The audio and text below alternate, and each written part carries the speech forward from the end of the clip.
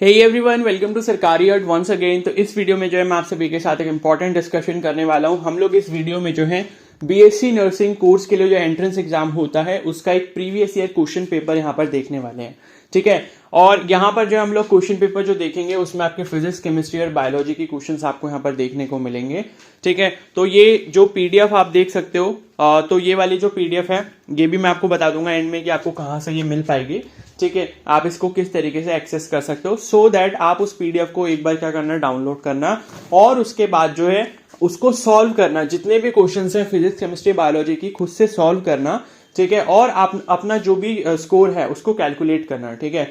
अब स्कोर कैसे कैलकुलेट करना होगा, तो क्या है कि एक बार खुद से पहले पेपर सॉल्व करो, उसके बाद इसके सारे आंसर्स को चेक करना, मतलब ऑनलाइन ही चेक कर लेना क्योंकि मेरे पास इसके आंसर की नहीं है, ठीक है, क्योंकि ये काफी पुराना पेपर है, मतलब ये 2017 का है। और इसी तरीके से मैं आगे भी जितने भी इसके बाद पेपर्स हैं जैसे 2018, 2019, 2020, 2021 और 22, तो इन सभी ईयर्स के जो पेपर है उसके मैं क्वेश्चंस आपको प्रैक्टिस करवा दूंगा सो दैट कि आपको एक आइडिया भी लग पाएगा कि कहां से क्वेश्चन ज्यादा रिपीट होते हैं, किस चैप्टर से, किस टॉपिक से ज्यादा क्वेश्चंस पूछे जाते हैं, ठीक है। तो इनकेस अगर आप चैनल पर नए हो तो जरूर सब्सक्राइब कर लो और बेल आइकन को प्रेस कर लो सो दैट जब मैं इसके बाद अगला पेपर अपलोड करूंगा तो उसकी इंफॉर्मेशन आपको तुरंत मिल जाए, ठीक है।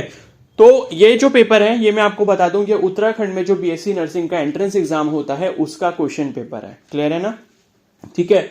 तो ऐसा नहीं है कि सिर्फ इसको उत्तराखंड वाले रेफर कर सकते हैं, जितने भी आप मतलब कैंडिडेट्स हो, जितने भी बीएससी नर्सिंग का एंट्रेंस एग्जाम दे रहे हो वो सभी प्लीज इसको रेफर करो, ठीक है। ऐसा मत सोचो कि ये इजी आता है या हार्ड आता है, ये हम जो एग्जाम दे रहे हैं, हम सपोज अगर एम्स का एग्जाम दे रहे हैं तो उसके ये लायक नहीं है या ऐसा कुछ भी नहीं है।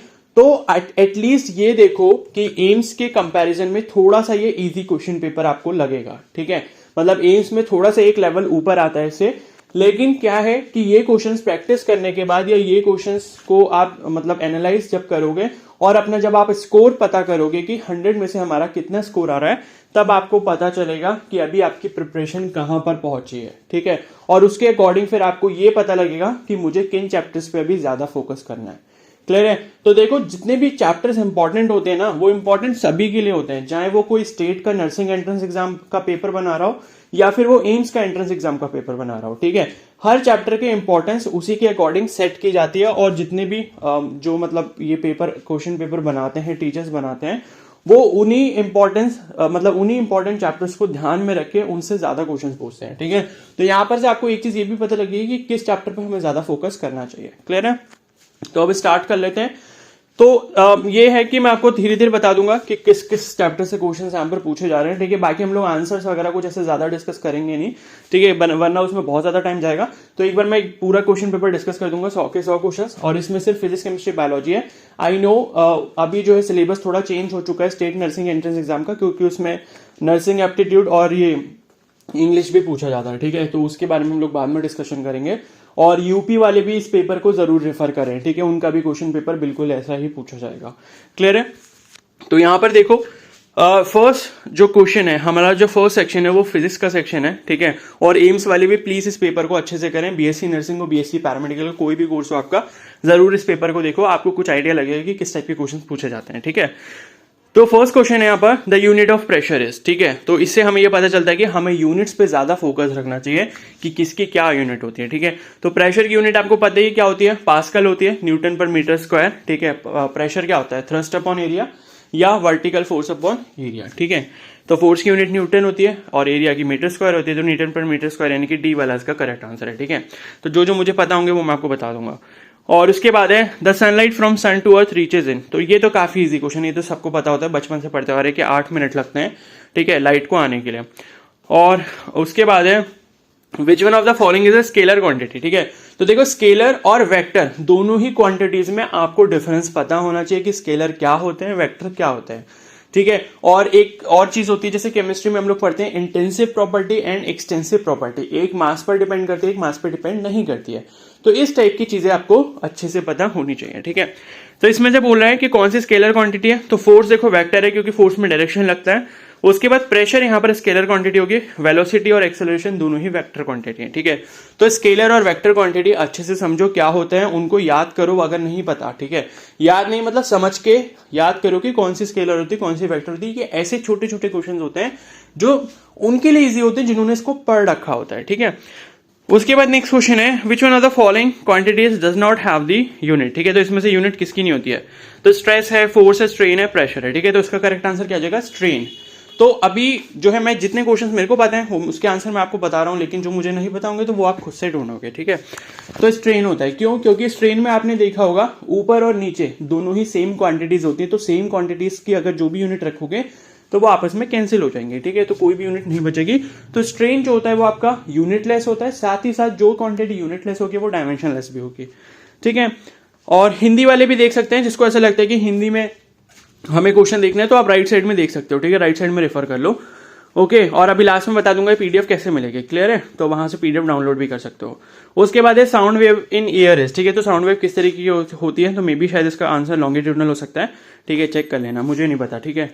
और फिर नेक्स्ट क्वेश्चन है, velocity of sound is maximum in, तो किस में ज्यादा होगी, तो इसका आंसर सॉलिड में ज्यादा होती है ना, ठीक है। तो इसका करेक्ट आंसर स्टील हो जाएगा, ठीक है। बाकी एयर हो गया आपका, और वैक्यूम हो गया, और वाटर हो गया। तो वैक्यूम में तो साउंड सुनाई नहीं देगी, क्योंकि साउंड को क्या है, मीडियम चाहिए होता है, ठीक है, ट्रैवल करने के लिए। और ये कोई इलेक्ट्रोमैग्नेटिक वेव तो है नहीं कि विदाउट मीडियम ट्रैवल हो जाएगी। तो वैक्यूम तो बिल्कुल गलत है। एयर में भी क्या है कि एयर के पार्टिकल्स क्या होते हैं, दूर दूर होते हैं। तो जब वाइब्रेशन होती है तो वाइब्रेशन से क्या होता है, जो एनर्जी ट्रांसफर होती है एक पार्टिकल से दूसरे पार्टिकल में, वो एनर्जी लूज भी हो जाती है, ठीक है, उतने टाइम में। तो इस वजह से एयर में कम होगी। उसी तरीके से वाटर में भी पार्टिकल्स थोड़े थोड़े दूर होते हैं इन कंपैरिजन टू स्टील, ठीक है। तो इस तरीके से उसके बाद है, in an isothermal change an ideal gas obeys, ठीक है। तो ये आपको बहुत अच्छे से पढ़ने हैं, थर्मोडायनेमिक्स के ये जो लॉज हैं, ठीक है, कि बॉयस लॉ क्या होता है, गे लॉ से लॉ क्या होता है, चार्ल्स लॉ क्या होता है, ठीक है। तो ये सब आप अच्छे से पढ़ लेना, क्लियर है। और उसके बाद है, in the given figure a diode D connect कर रखा है उन्होंने, रेजिस्टेंस आर यहाँ पर दिया है और करंट पूछा है, ठीक है। तो ये निकाल सकते हो, इजी क्वेश्चन है। तो इस तरीके के सर्किट वाले क्वेश्चन अच्छे से एक बार प्रैक्टिस कर लेना। उसके बाद है, string is stretch between point separated by, ये आपका जो है द लोएस्ट रेजोनेंट फ्रीक्वेंसी। तो रेजोनेंट फ्रीक्वेंसी पे यहाँ पर क्वेश्चन दिया है, तो ये आपको देखना है, ठीक है। और उसके बाद है, remote sensing satellite of earth revolves in a circular orbit at a height of this above the surface of earth. तो ऑर्बिटल स्पीड निकालनी है, ठीक है। ये आपका ग्रेविटेशन वाले चैप्टर से क्वेश्चन दिया हुआ है। तो ऑर्बिटल स्पीड, एस्केप वेलोसिटी, ये कैसे कैलकुलेट करते हो, कितनी होती है, ये सब आपको पता होना चाहिए, ठीक है। तो मेरा सभी से क्वेश्चन है कि मुझे ये बताना कि अर्थ के केस में जो एस्केप वेलोसिटी है वो कितनी है, ठीक है। वो आपको मुझे कमेंट सेक्शन में बतानी है, तो एटलीस्ट मुझे भी पता लगेगा कि आप किस तरीके से प्रिपरेशन अपनी कर रहे हो, ठीक है। तो एस्केप वेलोसिटी की जो वैल्यू है वो आप प्लीज मुझे बताना, साथ में अगर बता पाओ तो ये भी बता देना कि एस्केप वेलोसिटी होता क्या है, क्लियर है। और उसके बाद है, the heart of a man pumps 5 litres of blood through the arteries per minute at a pressure of, pressure दे रखा है। और उसके बाद पावर पूछा है, ठीक है, और डेंसिटी वगैरह दी है, और स्मॉल जी की वैल्यू दी है, और आपसे पावर पूछा है, ठीक है। तो इसको देख लेना कैसे करना है, क्लियर है। और उसके बाद है, a proton and an alpha particle both enter a region of uniform magnetic field, ठीक है। तो ये मैग्नेटिक फील्ड में आपको एनर्जी वगैरह कैलकुलेट करनी है, इस टाइप का क्वेश्चन यहाँ पर दिया है। तो देख रहे हो कि न्यूमेरिकल्स अच्छे खासे दिए हैं, तो न्यूमेरिकल्स में भी आपको थोड़ा फोकस रखना पड़ेगा। और फिजिक्स की अगर आप बात करो मतलब किसी भी एंट्रेंस एग्जाम में, तो लगभग ऐसा ही रहता है कि 50 to 60% आपकी न्यूमेरिकल्स आते हैं, बाकी 30-40% आपका थ्योरी वाला पार्ट होता है, ठीक है। और उसके बाद है, circuit contains an ammeter, battery और रेजिस्टेंस, ये सब कनेक्ट करा हुआ है। और उसके बाद उसमें बोला है कि इसमें रेजिस्टेंस ये सारे लगा दिए और एक शंट लगा दिया 20 ओम का। तो उसके बाद एमीटर की रीडिंग क्या होगी, ठीक है। बहुत अच्छे क्वेश्चन दिए, प्लीज इनको सॉल्व करना, आपके कॉन्सेप्ट बहुत अच्छे होंगे, ठीक है, क्योंकि इसमें काफी सारे कॉन्सेप्ट यूज हो रहे हैं, सिर्फ एक कॉन्सेप्ट पे डायरेक्टली क्वेश्चन यहाँ पर नहीं पूछा जा रहा, क्लियर है।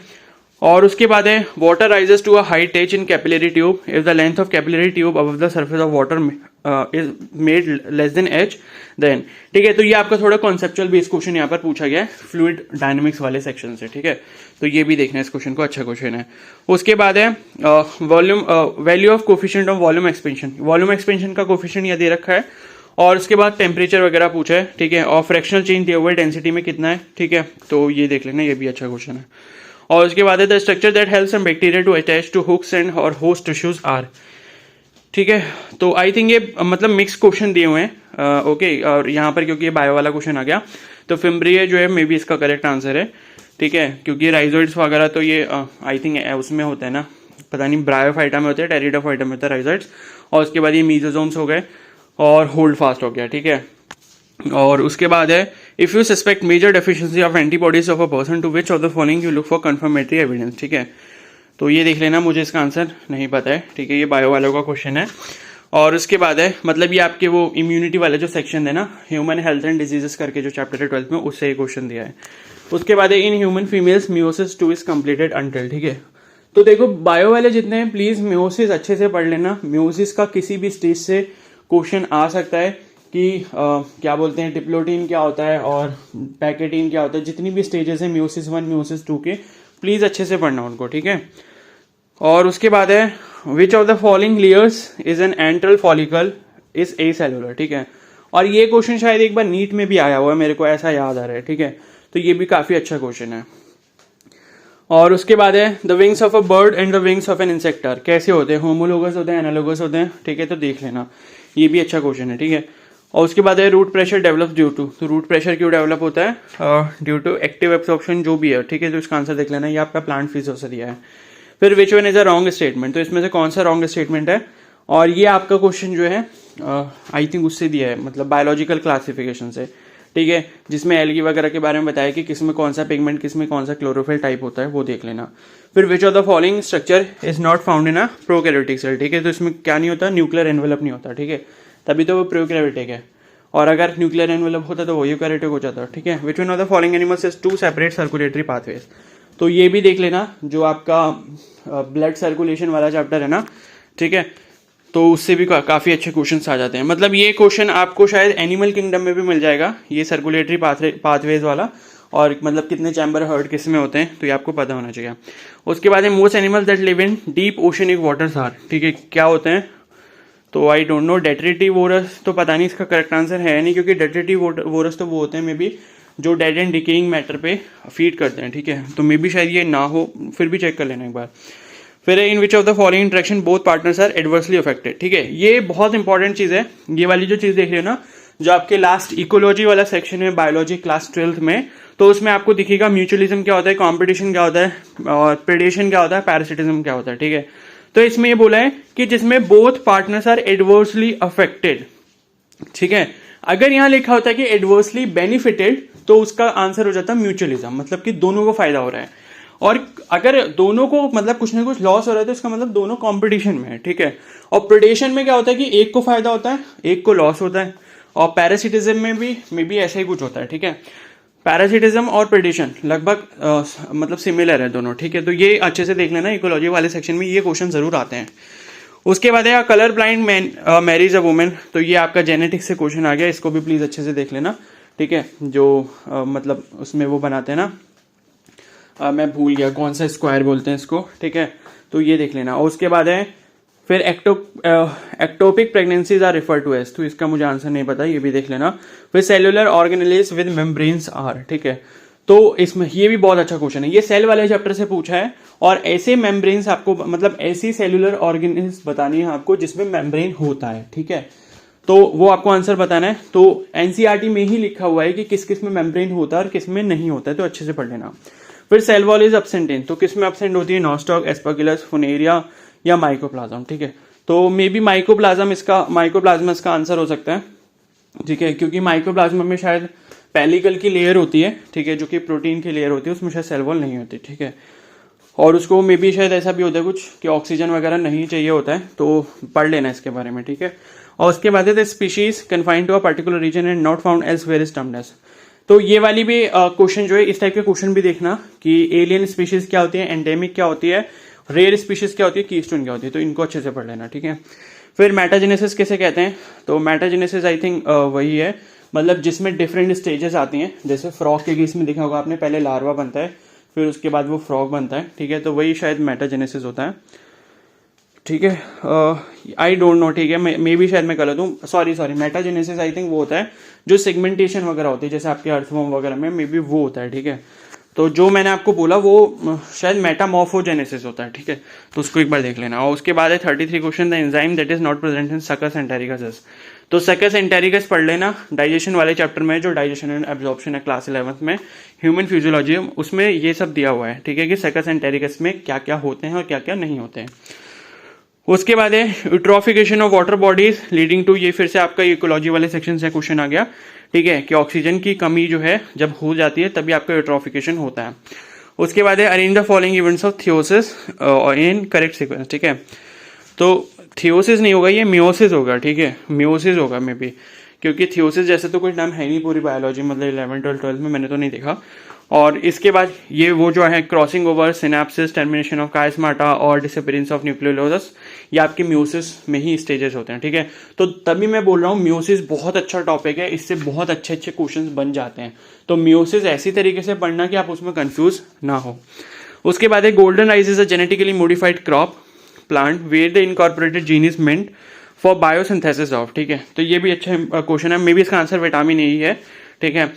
तो गोल्डन राइस वाला जो आपका बायोटेक्नोलॉजी वाला जो 2 चैप्टर दिए हुए हैं, जिसमें वो एप्लीकेशन ऑफ बायोटेक्नोलॉजी करके उसमें ये क्वेश्चन दिया है, ठीक है। उसके बाद एक क्रोमेटोफोर्स टेक पार्ट इन, तो क्रोमेटोफोर्स आपको पता होगा वो प्लांट में होते हैं और वो एक्सटर्नल आउटग्रोथ्स होती हैं, ठीक है। तो इसमें ही लिखा है photosynthesis, but I don't know, may be इसका आंसर रेस्पिरेशन भी हो सकता है, तो एक बार इसको चेक कर लेना, ठीक है। और इसके आंसर्स ये मत देखना कि ये वाले करेक्ट हैं, तो ये जिसने भी लगाए हैं उसने लगाए होंगे अपने अकॉर्डिंग, जितनी उसको नॉलेज होगी। तो आप ये मत समझना कि ये जो आंसर है वो बिल्कुल सही है, खुद से आंसर ढूंढना। तभी मैं बोल रहा हूँ, जब 2-3 घंटे इस पेपर को लेकर बैठोगे, अच्छे से सॉल्व करोगे, पहले एक बार खुद से सॉल्व करो, उसके बाद इसके आंसर्स को चेक करना, तब आपको बहुत कुछ सीखने को मिलेगा, ठीक है। उसके बाद है आप प्लियोट्रॉपिक जीन है, ठीक है, तो ये क्वेश्चन अच्छा है, प्लियोट्रॉपिक जीन क्या होता है, ये जेनेटिक्स वाला ही पार्ट है आपका। और उसके बाद human urine is usually acidic because, क्यों होता है, तो ये आपको बताना है, ठीक है। फिर ऑक्सीजन कैन बी बायोएसेस बाय, ठीक है, तो ये आपका वही हो गया प्लांट फिजियोलॉजी वाला, जो प्लांट हार्मोन वाला है, ठीक है।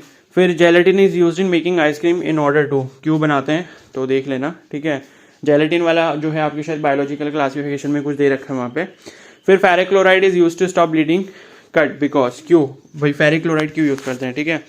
फिर उसके बाद among the following complexes which has the highest paramagnetism, ये वाला फिजिक्स का क्वेश्चन भी है और केमिस्ट्री का भी, दोनों का क्वेश्चन है, ठीक है, लेकिन केमिस्ट्री का ये ज्यादा पार्ट है, तो ये भी देख लेना कि इनमें से कौन सा जो आपके कॉम्प्लेक्स है ना, ठीक है, जो आपने देखा होगा कि जो आपके कॉम्प्लेक्स कंपाउंड्स होते हैं, तो उसमें से किसमें सबसे ज्यादा पैरामैग्नेटिज्म कैरेक्टर होगा, वो कैसे फाइंड आउट करते हैं वो सीख लेना एक बार, ठीक है।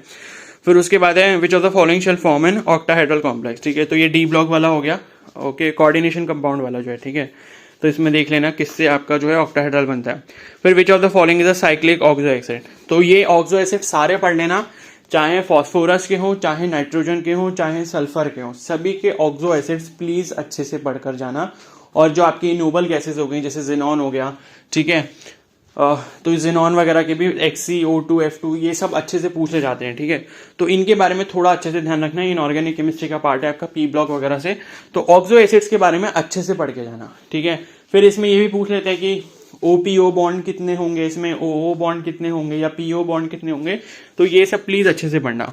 फिर which reaction is suitable for the preparation of alpha chloroacetic acid, ठीक है, तो कौन सी होती है देख लेना, मेरे को इसमें से याद नहीं है, सारी नेम रिएक्शन है, तो केमिस्ट्री ऑर्गेनिक केमिस्ट्री में जितनी भी नेम रिएक्शंस हैं उनको भी अच्छे से पढ़ना, ठीक है। फिर ये पूछा है कि इसमें सबसे ज्यादा लीस्ट एल्कलाइन कौन सा है, ठीक है, तो इसमें वही जो आपका होता है ना ऑर्थो मेटा पे जो भी आपका क्या बोलते हैं इलेक्ट्रॉन रिलीजिंग या फिर इलेक्ट्रॉन एक्सेप्टिंग ग्रुप जो भी लगा होता है, उसके अकॉर्डिंग आपकी एसिडिटी या फिर बेसिडिटी जो है वो यहाँ पर जज की जाती है, तो इसका कॉन्सेप्ट भी प्लीज अच्छे से पढ़ लेना, ठीक है। तो इसमें इलेक्ट्रॉन विड्रॉइंग ग्रुप होंगे कुछ या फिर इलेक्ट्रॉन रिलीजिंग ग्रुप होंगे।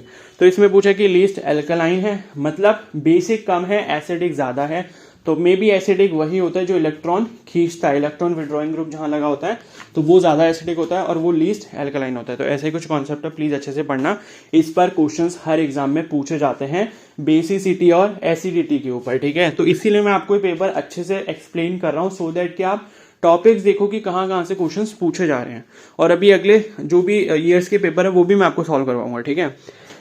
फिर which of the following is intermediate in the reduction of nitrobenzene, ठीक है, तो नाइट्रोबेंजीन का जब रिडक्शन करते हैं हम मतलब C6H5NO2, तो इसका जब रिडक्शन करेंगे तो उसमें जो बीच का इंटरमीडिएट बनेगा, जो मे भी शायद ऐसा हो कि अनस्टेबल होता हो, तो वो क्या बनता है वो आपको बताना है, ठीक है। फिर which of the following basis is not present in DNA, तो डीएनए में कौन से नहीं होते, एडेनाइन हो गया, गुआनिन हो गया, साइटोसिन हो गया, ठीक है। तो यूरेसिल नहीं होता, यूरेसिल में भी आरएनए में होता है, ठीक है। उसके बाद है the correct structure of drug paracetamol, तो पैरासीटामोल की प्रिपरेशन भी शायद आपके में दी है, और क्या बोलते हैं एक और की प्रिपरेशन दी है, ठीक है ना, तो वो भी अच्छे से देख लेना। तो पैरासीटामोल देख लेना इनमें से कौन सा वाला है, और उसकी जो भी रिएक्शन है वो भी आपको पता होनी चाहिए, ठीक है। और उसके बाद जो है हाँ एस्पिरिन की भी दी है ना आपके एनसीईआरटी में, तो वो भी अच्छे से देखना। फिर an association of individual of different species living in the same habitat and having functional interaction is, ठीक है। तो ये भी अच्छा क्वेश्चन है। पॉपुलेशन है, इकोलॉजिकल नीश है, बायोटेक कम्युनिटी है या इकोसिस्टम है, तो ये देख लेना। फिर the oxygen involve during photosynthesis come from water moles, which of the following parts of elements involve in the reaction. बहुत अच्छा क्वेश्चन है ये वाला, ठीक है। कि मतलब जब आपका वाटर का हाइड्रोलिसिस होता है ना फोटोसिंथेसिस के टाइम पे, तो उस टाइम पे कौन से एलिमेंट्स की नीड होती है, तो ये अच्छा क्वेश्चन है। मे बी ये क्वेश्चन आपके मिनरल न्यूट्रिशन वाला जो चैप्टर है प्लांट फिजियोलॉजी में, वहां से क्वेश्चन दिया गया है, ठीक है। तो इसको अच्छे से पढ़ना। मिनरल न्यूट्रिशन भी काफी अच्छा चैप्टर है जो आपके प्लांट फिजियोलॉजी में। फिर axile placentation is present in, ठीक है। तो एक्साइल प्लासेंटेशन किस में प्रेजेंट होती है ये आपको बताना है, ठीक है। तो टाइप्स ऑफ प्लासेंटेशन जो भी है वो आप देख लेना कौन कौन सी होती हैं, ठीक है। एक्साइल होती है, मे बी एक शायद मार्जिनल भी होती है, ठीक है, वो अच्छे से देखना। तो इनके एग्जांपल्स भी आपको पता होने चाहिए। फिर नेक्स्ट है in mammalian eye the fovea is the centre of the visual field where, ठीक है। तो फोविया का होता है जहां पर सबसे ज्यादा कोन्स होते हैं लेकिन रॉड्स नहीं होते। तो कोन्स और रॉड्स क्या होते हैं, आपके सेल्स होते हैं, ठीक है। जो आई में आपके सेल्स होते हैं ना, नर्व सेल्स बोलते हैं, पता नहीं क्या बोलते हैं, ठीक है। तो फोविया एक ऐसा पॉइंट होता है जहां पे आपके कोन्स ज्यादा होते हैं लेकिन वहां पर रॉड्स बिल्कुल नहीं होते हैं, ऐसा इसमें लिखा है। मे बी ये गलत भी हो सकते हैं, पर मेरे को भी ऐसे याद आ रहा है कि यही आंसर होता है, तो एक बार चेक भी कर लेना इसको। फिर which of the following are not membrane bound, ठीक है। तो देखो ये क्वेश्चन दोबारा से यहाँ पर पूछ लिया गया। अभी आपको मैंने पीछे एक क्वेश्चन और दिखाया था जो मैंने बोला था कि सेल से आया, जिसमें ये बताना था कि इनमें से कौन कौन से मेम्ब्रेन बाउंड सेल ऑर्गेनेलीज हैं, और यहाँ पर ये फिर से क्वेश्चन पूछ रहा है, ठीक है। तो बहुत अच्छे से पढ़ना, सेल वाले चैप्टर में ये दिया हुआ है, क्लियर है। हाँ, तो वो मे बी शायद ये राइबोसोम है, और क्योंकि राइबोसोम आपने देखा होगा आपके यूकैरियोट्स और प्रोकैरियोट्स दोनों में होते हैं, ठीक है ना। तो मे बी इसका राइबोसोम ही आंसर होगा। फिर at the term linkage was coined bye, ठीक है। तो लिंकेज किसने किया था, शायद ये सही आंसर हो टीएच मॉर्गन ने, ठीक है। तो ये इनहेरिटेंस वाले चैप्टर में मे बी लिंकेज वाला। फिर the primary definition in human, the primary dentition in human differs from permanent dentition is not having one of the following type of teeth, ठीक है। तो आपने देखा होगा कि 2-1, 2-3 जो आपका डेंटल फॉर्मूला होता है, तो उसमें जो ये परमानेंट टीथ वाला जो फॉर्मूला है और जो आपका क्या बोलते हैं जो मिल्क टूथ वाला फॉर्मूला होता है, उसमें किस चीज का डिफरेंस होता है, तो प्री मोलर्स इसमें लिखा हुआ है, ठीक है। और चाइल्ड का जो डेंटिशन होता है वो भी देख लेना, जो मतलब जो मिल्क टूथ वाला डेंटिशन होता है उसका फॉर्मूला क्या होता है, डेंटल फॉर्मूला, मे बी उसका शायद 2023 होता है शायद, ठीक है। और उसके बाद है प्रोटोप्लास्ट इज अ सेल, ठीक है। तो प्रोटोप्लास्ट किस टाइप का सेल होता है वो देख लेना। फिर the DNA molecule to which the gene of interest is integrated for cloning is called vector, बहुत इंपॉर्टेंट है ये भी। तो ये बायोटेक वाले चैप्टर की कहानी है पूरी। बायोटेक में ये सब दिया हुआ है कि वेक्टर किसे कहते हैं, कैरियर कौन होता है, ट्रांसफॉर्मर क्या होता है और टेम्पलेट क्या होता है, ठीक है। फिर coconut water from a tender coconut is, तो कौन सा है ये आपके शायद उसमें sexual reproduction and flowering plants वाला जो चैप्टर है 12th में, उसमें ये सब चीजें दी हुई हैं, टेंडर कोकोनट वगैरह क्या होता है ये सब, ठीक है। तो उसमें आपका डबल फर्टिलाइजेशन और क्या बोलते हैं ट्रिपल फ्यूजन, ये वाली कहानी भी बहुत अच्छे से पढ़ लेना। डबल फर्टिलाइजेशन ट्रिपल फ्यूजन किसे बोलते हैं, किस में होता है, कैसे होता है, ठीक है। तो ये सब दिया है। और उसके बाद है the cutting of DNA at specific location became possible with the discovery of restriction enzymes, ठीक है। तो रेस्ट्रिक्शन एंजाइम से क्या है, इससे हम लोग शायद मॉलिकुलर सीजर भी बोलते हैं, ठीक है। तो इससे हम किसी भी डीएनए को स्पेसिफिक पोजीशंस पे कट कर सकते हैं। ये आपका बायोटेक वाले चैप्टर से क्वेश्चन है। फिर ये भी देख लेना कि प्रोब्स किसे कहते हैं, लाइगेसेस क्या होते हैं, ठीक है, सेलेक्टेबल मार्कर्स क्या होते हैं, तो ये अच्छे से देखना। और इसमें जो आपका ये डीएनए को सेपरेट करने वाला एक प्रोसेस भी दिया हुआ है ना उसमें, ठीक है, वो भी प्लीज अच्छे से पढ़ लेना। फिर है during biological nitrogen fixation inactivation of nitrogenase by oxygen poisoning is prevented by, ठीक है। तो किससे होता है, तो ये भी अच्छे से देख लेना। ये बायोलॉजिकल नाइट्रोजन फिक्सेशन ये भी आपका जो है मिनरल न्यूट्रिशन वाले चैप्टर में दिया है। फिर उसके बाद है ग्राफ्टेड किडनी में भी rejected in a patient due to, ठीक है। तो ये जो ग्राफ्ट रिजेक्शन वाला केस है ना, जो ऑर्गन जो मतलब ट्रांसप्लांट होता है, उस केस में जब ग्राफ्ट रिजेक्शन होता है तो वो अच्छे से पढ़ लेना कि किसकी वजह से वो रिजेक्ट होता है, ठीक है। तो इसमें जैसे ये CMI रिस्पॉन्स लिखा है, यानी कि सेल मीडिएटेड इम्यून रिस्पॉन्स, ठीक है। तो देख लेना ये सही आंसर है कि नहीं है, ठीक है। उसके बाद है filiform apparatus is a characteristic feature of, ठीक है। तो किस में होता है, सिनर्जेट्स में होता है, जनरेटिव सेल में होता है। तो ये आपका वही है जो आपका प्लांट सेल, मतलब जो प्लांट का वो होता है ओवरी वाला सेक्शन, तो उसमें से दिया है, ठीक है। फिर है which of the following is not a function of the skeletal system, क्या नहीं है इसमें, तो लोगों मोशन तो करवाता है। प्रोडक्शन ऑफ एरिथ्रोसाइट, RBC नहीं प्रोड्यूस करता है, ठीक है। Storage of minerals, production of body heat. तो मे बी इसका आंसर जो है बी वाला हो सकता है, प्रोडक्शन ऑफ एरिथ्रोसाइट्स, ठीक है। एरिथ्रोसाइट्स में भी शायद आपके RBC सेल से होते तो उनको प्रोड्यूस ही नहीं करता। फिर है which of the following events is not associated with ovulation in human female, ठीक है। तो इनमें से कौन सा नहीं है, पढ़ लेना, ठीक है। जो भी आपकी वो मेंस्ट्रुअल साइकिल वाला जो सेक्शन दिया हुआ है ह्यूमन रिप्रोडक्शन वाले चैप्टर में 12th में, तो उसको अच्छे से पढ़ना, ठीक है, फीमेल वाला जो है।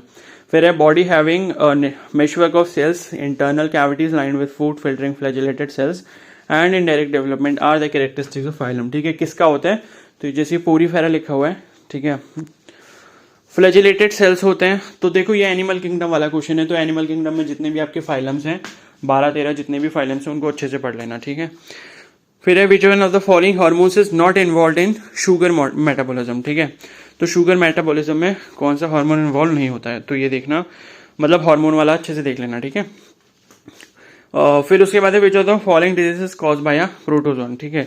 तो प्रोटोजोन से कौन सी होती है, अब ये डिजीजेस तो आपको लग रहा होगा कि ये तो पहली बार सुन रहे हैं कि ब्लास्टोमाइसिस क्या होता है और बेबियोसिस क्या होता है, ठीक है। इन्फ्लुएंजा और साइफिलिस तो सुना होगा, साइफिलिस तो आपका शायद HIV है, मतलब क्या बोलते हैं वो, सेक्सुअली ट्रांसमिटेड डिजीज है, STD है, ठीक है, साइफिलिस। और इन्फ्लुएंजा जो है वो भी आई थिंक वायरल है, ठीक है। तो इसमें देख लेना, इसको डिजीजेस को सर्च कर लेना एक बार। फिर outbreeding is an important strategy of animal husbandry because, ठीक है। तो ये भी आपके जो बायोटेक के बाद वाले चैप्टर्स हैं कुछ, ठीक है, जिसमें वो प्रोडक्शन वगैरह के बारे में दिया हुआ है, तो उसका क्वेश्चन है, अच्छे से पढ़ना इसको भी। फिर है फ्लावर्स आर यूनिसेक्सुअल इन, तो किस में होते हैं यूनिसेक्सुअल, वो आपको बताना है। फिर roots play in significant role in absorption of water in, किस में ऐसा होता है कि रूट्स का ज़्यादा रोल नहीं होता वाटर एब्जॉर्ब करने में, तो 4 ऑप्शन दिए आपको बताना है। फिर उसके बाद identify the correct order of organization of genetic material from largest to smallest, ठीक है। तो मतलब क्या होता है करेक्ट ऑर्डर, लार्जेस्ट से स्मॉलेस्ट, मतलब सबसे बड़ा क्या होगा ऑर्गेनाइजेशन का जेनेटिक मटेरियल का, और सबसे छोटा क्या होगा, ठीक है। तो ये जब आप मियोसिस अच्छे से पढ़ लोगे तो आपको पता लग जाएगा, मतलब माइटोसिस और मियोसिस। फिर which of the following would allow no movement, ठीक है। तो इनमें से कौन से जॉइंट से कोई भी आपको मूवमेंट नहीं होता, तो जो ये स्केलेटल वाला आपका क्वेश्चन, स्केलेटल वाला जो चैप्टर है ना, लोकोमोशन वाला जो चैप्टर है, जब उसको अच्छे से पढ़ लोगे तो आपको इसका आंसर मिल जाएगा। फिर which one of the following is not applicable to RNA, तो RNA के लिए इसमें से कौन सा सही नहीं है, ठीक है। तो शेरगेफ्स रूल होता है, ठीक है, जो A+T=G+C करके इस तरीके से होता है वो। और उसके बाद है कॉम्प्लीमेंट्री बेस पेयरिंग और 5 degree phosphoryl and 3 degree hydroxyl ends, ठीक है। तो ये देख लेना 5-3 होते हैं कि नहीं होते हैं। उसके बाद हेट्रोसाइक्लिक नाइट्रोजनस बेस। फिर है विच one of the following is the unit for specific resistance, ठीक है। स्पेसिफिक रेजिस्टेंस आपका रेजिस्टिविटी का दूसरा नाम है, जो कि ρRL/A होता है, ठीक है। नहीं सॉरी, R=ρL/A होता है, तो रो जो उसमें होता है वो रेजिस्टिविटी होता है, तो रेजिस्टिविटी का फॉर्मूला जो होता है वो होता है RA/L, तो उससे आप निकाल सकते हो। फिर lux is the SI unit of, तो लक्स जो है वो आपके मतलब ये लक्स मुझे नहीं पता, आई थिंक इल्यूमिनेशन की इंटेंसिटी की यूनिटी होती है। फिर force of gravity is least at, तो ग्रेविटी कहाँ पर सबसे कम होता है, इक्वेटर दिया है इसमें, ठीक है। और उसके बाद है SI unit of universal gas concentrate, ठीक है। तो देखो यूनिट्स अच्छे से पढ़ना, सभी चीज़ों की यूनिट्स पे क्वेश्चन आ जाते हैं। यूनिवर्सल गैस कांस्टेंट की जो यूनिट है वो आपको बतानी है। फिर है first law of thermodynamics states that, ठीक है, क्या होता है कि system can do work, system has energy, heat is a form of energy, तो करेक्ट आंसर इसका डी वाला हो जाएगा, ठीक है। फिर 2 vessels separately contain 2 ideal gases A and B, ratio of molecular weight, ठीक है। तो इसका एक फॉर्मूला होता है ये वाले क्वेश्चन करने का, ठीक है, इसको भी अच्छे से पढ़ लेना। फिर light of wavelength 500 nanometre is incident on a metal, तो इसमें से आपको बताना है डी ब्रॉगली वेवलेंथ। तो इसका तो बहुत सिंपल सा फॉर्मूला है डी ब्रॉगली वेवलेंथ का, ठीक है, H/mv करके होता है, तो वो है, और वो लगा के आप इसका आंसर निकाल सकते हो। फिर coefficient of performance of refrigerator, COP दे रखा है रेफ्रिजरेटर का, और उसके बाद बोला है कि अंदर टेम्परेचर इतना है तो बाहर जो टेम्परेचर है वो कितना होगा वो निकालना पड़ेगा, ठीक है। फिर आइडियल गैस को जो है कंप्रेस किया गया, half of its initial volume, ठीक है। तो ये आप देख सकते हो कि आपसे ये क्वेश्चन मतलब जो थर्मोडाइनमिक्स वाले पार्ट्स हैं या जो थर्मल प्रॉपर्टीज ऑफ मैटर वाला चैप्टर है उससे ज्यादा क्वेश्चन आ रहे हैं, ठीक है। तो ये आइसोथर्मल सिस्टम क्या होता है, आइडियाबैटिक क्या होता है, आइसोबैरिक क्या होता है, आइसोकोरिक क्या होता है, ये भी अच्छे से पढ़ लेना। जैसे आइडियाबैटिक में डेल Q इक्वल टू 0 होता है, आइसोथर्मल में डेल T 0 होता है, ठीक है। आइसोबारिक में जो है डेल P 0 होता है, आइसोकोरिक में डेल V 0 होता है। तो ये अच्छे से पढ़ लेना, ठीक है। उसके बाद है अबॉलिश व्हेन वर्टिकली डाउनवर्ड्स, तो ये आपके मोशन वाले चैप्टर से क्वेश्चन है, मतलब और loses 50% energy the initial velocity is, ठीक है। फिर है the number of atoms in 100 gram of FCC crystal. हाँ, ये वाला भी अच्छा कॉन्सेप्ट है। जो ये सॉलिड स्टेट वाला चैप्टर है ना आपकी केमिस्ट्री में, उसको भी प्लीज अच्छे से पढ़ के जाना। FCC हो गया, BCC हो गया, और जो प्रिमिटिव यूनिट सेल होता है इसमें एक तो रेडियस और एज लेंथ के रिलेशंस वगैरह देख लेना, कितने इनमें एटम्स होते हैं, क्या मतलब इनका पैकेजिंग रेशियो होता है, ये सब अच्छे से पढ़ लेना, ठीक है। पैकेजिंग परसेंटेज कितना होता है इसमें, ये सब अच्छे से पढ़ के जाना सॉलिड स्टेट वाले चैप्टर से, ठीक है। फिर एजियोट्रॉपिक सॉल्यूशन दिया है, हाँ एजियोट्रॉपिक सॉल्यूशन भी अच्छे से पढ़ लेना, ठीक है। सभी चीज के एजियोट्रॉपिक सॉल्यूशन भी शायद अलग अलग टाइप के, मतलब काफी सारे एग्जांपल्स उसमें दिए हुए हैं NCERT में, वो एग्जांपल जरूर पढ़ लेना, क्योंकि आपसे क्वेश्चन पूछा जा सकता है कि नीचे दिए गए ऑप्शंस में से कौन सा एजियोट्रॉपिक सॉल्यूशन है या नहीं है, ठीक है। उसके बाद है स्टैंडर्ड ऑक्सीडेशन पोटेंशियल, तो ये आपका रेडॉक्स रिएक्शन वाले से क्वेश्चन दिया है, ये क्वेश्चन भी अच्छे से पढ़ लेना, जिसमें आपको EMF कैलकुलेट करना होता है, नर्व्स इक्वेशन वगैरह दी हुई है जिसमें, तो उसको अच्छे से पढ़ना, ठीक है। फिर unit of rate constant of zero order, हाँ ये वाले जो आपका मतलब क्या बोलते हैं, जो रिएक्शन ऑर्डर वाला जो एग्जाम वो आपका जो चैप्टर है ना जिसमें ऑर्डर ऑफ रिएक्शन वगैरह आपको दिए हुए हैं, ठीक है। मुझे उस चैप्टर का नाम याद नहीं आ रहा केमिस्ट्री में, तो उसमें zero order, first order, second order, वो अच्छे से देख लेना। उनकी यूनिट्स क्या होती हैं, उस मतलब जो रेट कांस्टेंट होता है उसकी यूनिट्स क्या क्या होती हैं अलग अलग केस में, जीरो ऑर्डर में क्या होगी, फर्स्ट ऑर्डर में क्या होगी, सेकंड ऑर्डर में क्या होगी, उनको अच्छे से समझ लेना, ठीक है। और उसके बाद है time taken for 90% of a first order reaction to complete is approximately, ठीक है। तो ये जो आपका क्या बोलते हैं फर्स्ट ऑर्डर रिएक्शन के केस में उसने बोला है कि 90% में भी डिग्रेड जो हो जाता है सैंपल, तो उसके लिए कितना टाइम यहाँ पर लगेगा, तो वो भी प्लीज अच्छे से पढ़ लेना, ठीक है। उसके बाद है मॉलिक्यूलर फार्मूला ऑफ बोराजोलेस, ठीक है। तो ये बोराजोल भी आपके केमिस्ट्री में दिया हुआ है, आई थिंक ये बोरोन वाले चैप्टर में कहीं ना कहीं है, तो वो अच्छे से देखना, जिसमें जो आपके कंपाउंड्स ऑफ बोरोन करके है, शायद मे बी P ब्लॉक में है या पता नहीं, इसी में से कहीं पर है, तो वो अच्छे से पढ़ लेना। उसके बाद है विच one of the following is planar, ठीक है। तो ये जितने भी मैंने आपसे बोला था ऑक्सो एसिड्स वगैरह हैं या फिर ये क्या बोलते हैं ऑक्सो कंपाउंड्स ऑफ जेनॉन हो गए, तो इनके प्लीज एक बार स्ट्रक्चर भी देख लेना, क्योंकि स्ट्रक्चर भी आपसे पूछ ले जाते हैं कि इनकी ज्योमेट्री कैसी होगी, जैसे उसमें पूछ लिया कि प्लेनर इसमें से कौन सा है, ठीक है। तो इस तरीके से पूछ लेना, या फिर डायरेक्टली आपसे पूछ लेंगे कि XeO2F2 की ज्योमेट्री क्या है, ठीक है। तो इस तरीके के क्वेश्चन आपसे पूछे जाएंगे। उसके बाद है among the following which is used as an electrolyte in electroplating a baser metal with gold, ठीक है। तो इलेक्ट्रोप्लेटिंग वाला क्वेश्चन है, इसको भी देख लेना। Which chromium compound is widely use in tanning of leather, तो टैनिंग ऑफ लेदर में कौन सा क्रोमियम कंपाउंड यूज कर सकता है, वो भी देख लेना।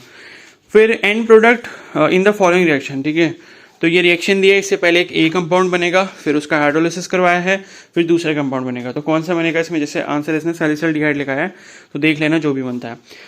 फिर replacement of chlorine of chlorobenzene requires drastic condition, but chlorine of 2,4 dinitro chlorobenzene is readily replace because, क्यों होता है ऐसा, तो इसमें वही इलेक्ट्रॉन विड्रॉइंग ग्रुप वगैरह ऐसा कुछ लगा है, इस वजह से होता है, तो देख लेना इसका करेक्ट आंसर कौन सा है। फिर ईथर दिया हुआ है और इसमें बोला है कि HBr के साथ क्या होगा इसका, तो जो भी प्रोडक्ट बनेंगे वो आपको लिखने हैं। फिर formaldehyde when treated with ethereal solution of ammonia producers, ठीक है। तो क्या बनेगा वो देख लेना। तो अच्छे क्वेश्चन है, प्लीज इन सभी क्वेश्चन को एक बार 2-3 घंटे लगा के अच्छे से प्रैक्टिस करना। फिर ऑर्गेनिक कंपाउंड मॉलिक्यूलर फॉर्मूला इसमें C3H6 दिया है, which do not gate silver mirror with tolerance reagent, ठीक है। तो ये टॉलरेंस रिएजेंट वाला जो सिल्वर मिरर टेस्ट होता है, ये भी अच्छे से देखना कि किस कंपाउंड के साथ होता है, क्या उसकी खासियत होगी कि जिसके साथ ये टॉलरेंस रिएजेंट जो है सिल्वर मिरर टेस्ट देता है, ठीक है। और उसके बाद last question, which of the following compounds will give a positive iodoform test, तो आयोडोफॉर्म टेस्ट भी अच्छे से पढ़ लेना क्या होता है, ठीक है। और आयोडोफॉर्म टेस्ट में पॉजिटिव रिजल्ट कब माना जाता है और नेगेटिव रिजल्ट कम माना जाता है। ठीक है, तो ये आपके टोटल 100 क्वेश्चन थे यहाँ पर। ठीक है, और मे बी शायद इसका कुछ पैटर्न ऐसा था कि 30 क्वेश्चन फिजिक्स, 30 क्वेश्चन केमिस्ट्री और 40 क्वेश्चन शायद बायोलॉजी के थे। तो इस तरीके से यहाँ पर दिया था, या फिर 33 आपके फिजिक्स केमिस्ट्री के थे और 34 जो थे वो आपके बायोलॉजी के थे। तो काफ़ी अच्छे लेवल के क्वेश्चंस यहाँ पर दिए हुए हैं और इसी टाइप के क्वेश्चंस आपके किसी भी एग्जाम में पूछे जा सकते हैं। तो प्लीज़ 2-3 घंटे का टाइम निकालो और इस क्वेश्चन पेपर को अच्छे से प्रैक्टिस करो। जो भी न्यूमेरिकल्स हैं उनको अच्छे से प्रैक्टिस करो। ठीक है, बहुत ज़्यादा फायदा होगा। और बाकी जितने भी आगे के पेपर्स हैं इसके, वो सभी मैं इसी तरीके से आपके लिए अपलोड कर दूंगा। अब बात करते हैं कि पेपर की पीडीएफ कहाँ मिलेगी। तो आपको ये पेपर की पीडीएफ मेरे टेलीग्राम ग्रुप में मिल जाएगी। टेलीग्राम ग्रुप का जो लिंक है वो आपको कमेंट सेक्शन में मिलेगा, वहां से जाके चेक कर लो।